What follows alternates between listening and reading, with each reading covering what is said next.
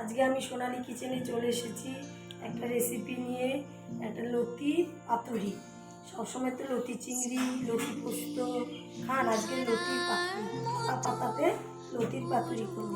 একটা আলু সেদ্ধ করে লতিটাকে ছোট ছোট করে কেটে নিয়ে একটা আলু সেদ্ধ করে এবার পেঁয়াজ দিলাম, কিছুই না, এই আলু সেদ্ধটাকে দিয়ে পেঁয়াজ দিয়ে লতিটাকে দিয়ে স্বাদ মতো নুন দিলাম, স্বাদ মতো নুন দিলাম, দিয়ে এবার লঙ্কার গুঁড়ো দিতে হবে, লঙ্কার গুঁড়ো দিতে হবে, একটু লাল লাল হবে। কলা পাতার মধ্যে করতে হবে, এটা কলা পাতাতেই ভালো হয় খেতে, কলা পাতার মধ্যে, এটা কলা পাতাতেই ভালো হয় খেতে। আর একটু কাঁচা তেল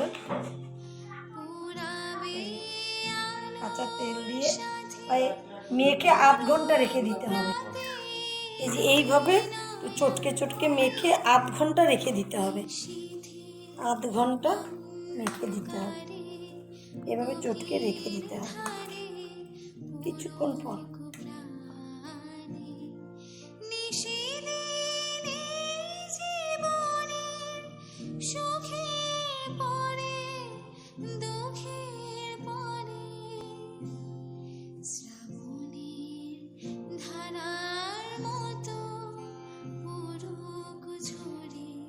এবার কলা পাতাটা এরকমভাবে ছেঁকে নিতে হবে, ছেঁকে নিলে তাহলে আর মুড়ানোর সময় ফাটে না, তাহলে ছিঁড়ে যায়। এরকমভাবে আগুনে ছেঁকে নিতে হবে, হ্যাঁ। মাঝখানের এই শিরাটাকে খুলে নিতে হবে, ছিঁড়ে নিতে হবে,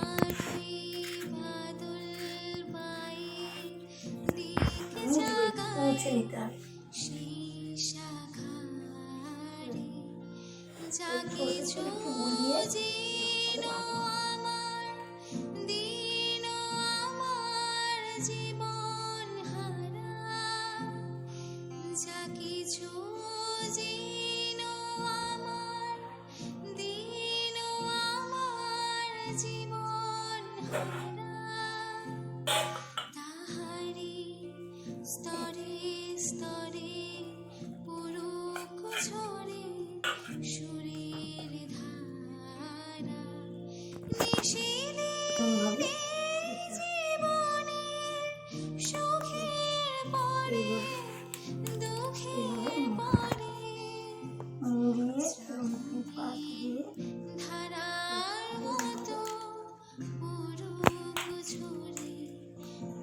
দিয়ে এই যে কলা পাতার যে এটা ছিঁড়েছিলাম, অনেকে সুতো দিয়ে বেঁধে দেয়, আমি সুতো দিয়ে বাঁধি না, আমরা এটা দিয়ে সুতো দিয়েও বাঁধলে হয়।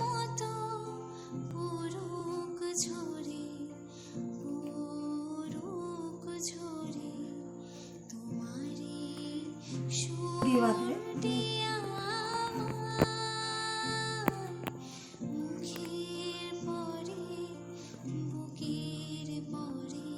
এবার তাওয়া বসানো হবে,